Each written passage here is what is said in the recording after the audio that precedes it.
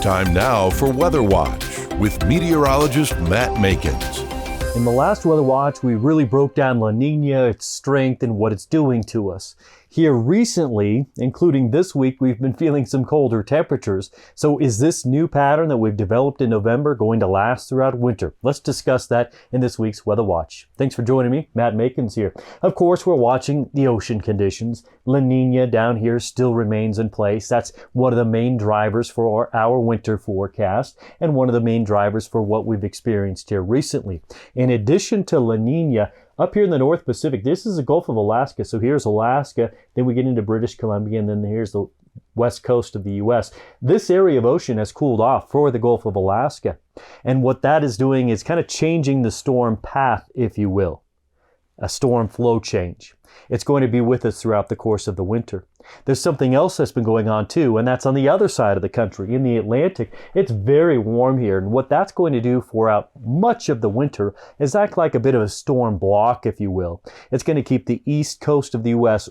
quieter relative to what happens in the central U.S. So if you put these ocean areas together like this, we are watching a storm pattern like the following. We have kind of a ridge or an storm steerer or deterrer, if you will. And that's going to be somewhere between the Pacific and over Alaska. During much of mid-November, that area moved right over the top of Alaska. And what that did, again, kind of a storm deterrer or storm steerer, it's grabbing the storm, sending them way up to the polar cap and then straight down through Canada, right into the central U.S.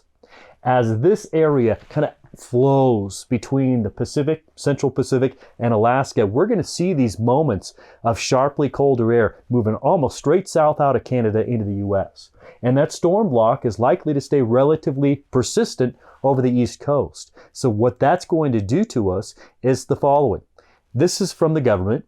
My forecast that you'll read in the National Cattleman coming your way in December, you're going to see some differences between my areas of cold and the government's, but we're generally looking at colder temperatures across the north, dipping down to the south, and warm across the south and the east coast, the impact of that kind of blocking ridge over the east coast. Where does the moisture fall? Most likely the Pacific Northwest, Great Lakes and Ohio Valley, and drier down to the south. But again, in the National Cattleman, into your mailboxes in December, a much more detailed breakdown for your region of what you can expect this winter. Until the next time, I'm Matt Makens.